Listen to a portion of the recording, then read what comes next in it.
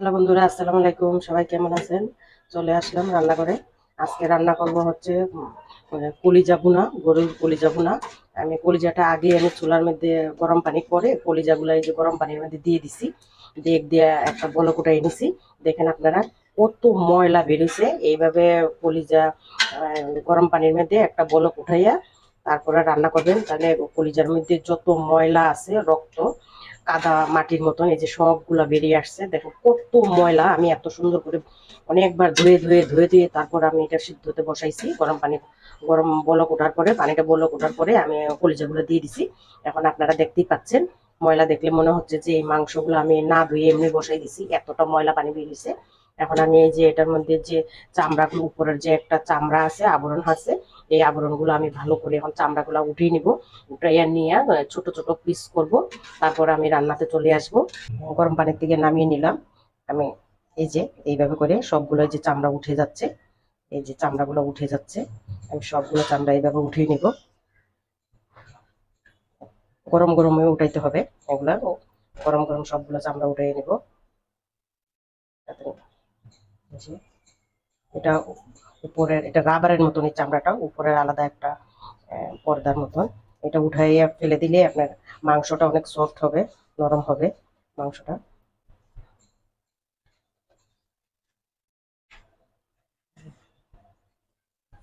দেখো কি শক্ত, দেখেন কিভাবে সব টানলে ছিঁড়েই যাচ্ছে না, কত শক্ত চামড়াগুলা।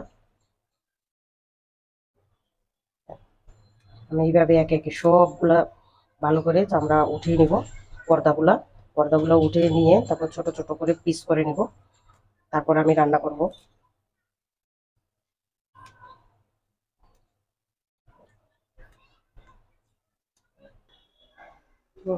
আমি এই যে কলিজা ভালো করে ধুয়ে নিয়ে আসছি, চামড়াগুলা ফেলে দিয়ে এই ছোট ছোট করে পিস করে নিয়েছি। কলিজা ভুনা ছোট ছোট পিস করলে তাহলে খুবই মজা লাগে, ভিতরে মশলাগুলো ভালোভাবে ঢুকে। আর একটু বড় বড় সাইজ করলে তো ভিতরে একটু মশলাটা একটু ঢুকে না, একটু কেমন জানি দেখা যায়, কেমন জানি লাগে ভিতরগুলো একটু। এই জন্য আমি ছোট ছোট পিস করে নিয়েছি। আমি এইভাবে রান্না করব। কড়াই আমি বসাই দিছি, গরম হয়ে গেছে। আমি তেল দিয়ে দিব।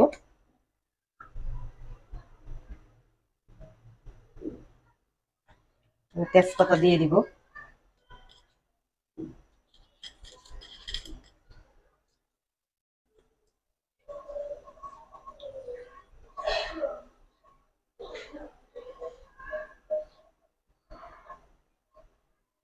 আমার সোলার গ্যাস চলে গেছে, তাই আমি এখন সিলিন্ডার গ্যাসে বসাইলাম রান্নার জন্য।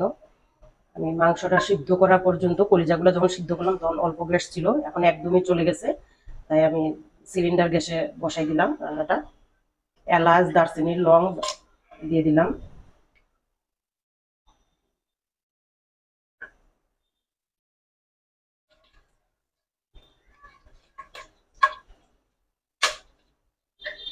তার মধ্যে আমি এখন পেঁয়াজ দিয়ে দিব। পেঁয়াজ কেটে নিছি, একটু পেঁয়াজ বেশি করে দিব। পেঁয়াজ দিয়ে দিলাম।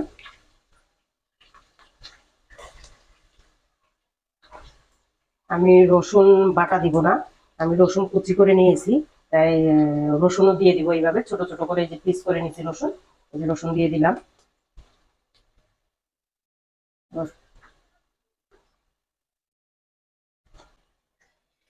হালকা একটু ফ্রাই করে নিব, খুব বেশি একটা ভাজবো না, কেন আমার কলিজা আমার ভুনা হবে, কালো ভুনা হবে আজকে। আমার কলিজা ভুনা সবাই খেতে চাইছে, কলিজা ভুনা দিয়ে নান খাবে।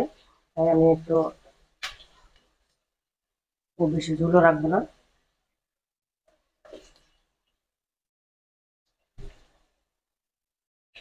আপনারা এইভাবে ছোট ছোট পিস করে আপনারা কলিজা ভুনা করে খেয়ে দেখতে পারেন, খুবই মজা লাগে। বুড়ির মতন ছোট ছোট পিস করে রান্না করলে খুবই ভালো লাগে।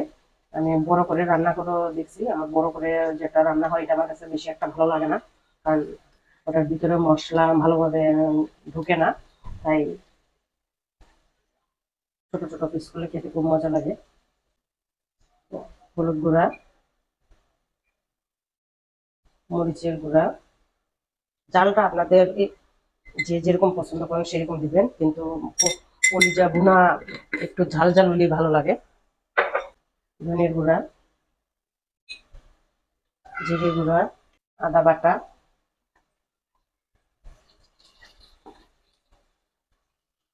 আদাটা আমার এটা ভালোভাবে একটু বলে নাই, পানি ছেড়ে দিছে, ফ্রিজ থেকে বের করছি, পাতলা লাগতেছে, দেখে মনে হচ্ছে অনেকগুলো দিছি, আসলে অনেকগুলো না, কারণ এটা পানি পানি হয়ে গেছে। লবণ দিয়ে দিলাম, সবগুলো ভালোভাবে ইয়ে করে নিব, একসঙ্গে মিশিয়ে নিব। অল্প একটু পানি দিব যেন মশলাটা পুরো না লেগে যায়।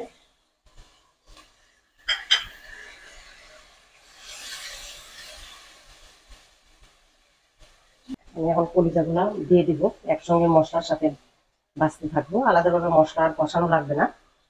আমি ভালো করে ছোট ছোট পিস করে ভালো করে আমি এগুলো ধুয়ে নিছি। আমার কিন্তু আর কোনো ময়লা নেই, দেখুন কত সুন্দর আছে, এখনো একটা কাটা হয়নি, এটা পরে কেটে দিয়ে দিব। অনেক সুন্দর করে কত সুন্দর করে কেটে নিছি, দিয়ে দিব সবগুলা।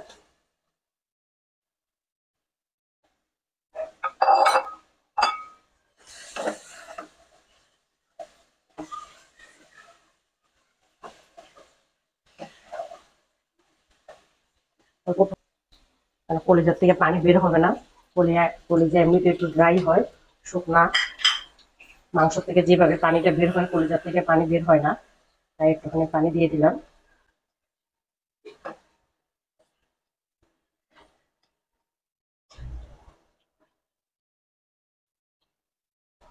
আমি এখন ডেকে দিব কিছুক্ষণের জন্য, আস্তে আস্তে সিদ্ধ হবে। আমি এখন ওটা ইয়ে করবো, আবার নাড়াতে দিব। আমি এটা প্রায় আধা ঘন্টা ধরে এটা কষাচ্ছি। আমি আমি মধ্যে পানি আরেকবার দিছি, আরেকবার পানি দিয়ে তারপরে এটা কষাচ্ছি। আধা ঘন্টা হচ্ছে কষাইতে কষাইতে। আমি এখন একটু পানি দিব, একটু ঝোল দিয়ে নিব।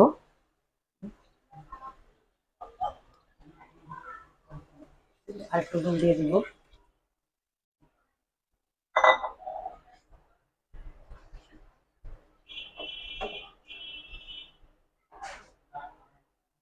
আস্তে আস্তে আস্তে আস্তে কষাইলে, আপনার যত কষাবেন তত আসলে আরো মজা লাগে, ভুনাটা ভালো হয় আর সুন্দর সেন্ট বের হয়। আমি এখন ঢাকাইতে দিব।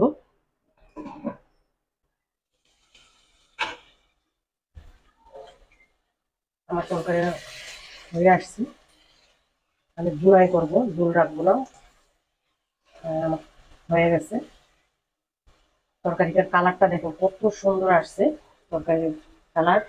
কলিজা ভুনাটা দেখতে কত সুন্দর লাগতেছে, আর ছোট ছোট পিস করে আমার সবগুলোর ভিতরে মশলাও মনে করেন সবগুলোর ভিতরে সুন্দরভাবে ঢুকছে মশলাগুলা ভিতর।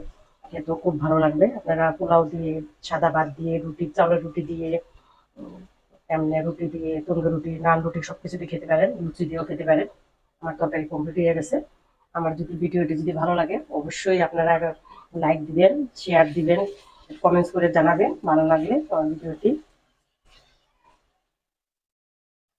আপনারা কমেন্টস করে জানাইলে অবশ্যই আমার ভালো লাগবে, যে কেমন হয়েছে না হয়েছে অবশ্যই আপনারা কমেন্টস করে জানাবেন। আমার ভিডিওটি শেয়ার দিবেন, আপনাদের একটা শেয়ার আমার জন্য, আমি অনেক উপকৃত হব।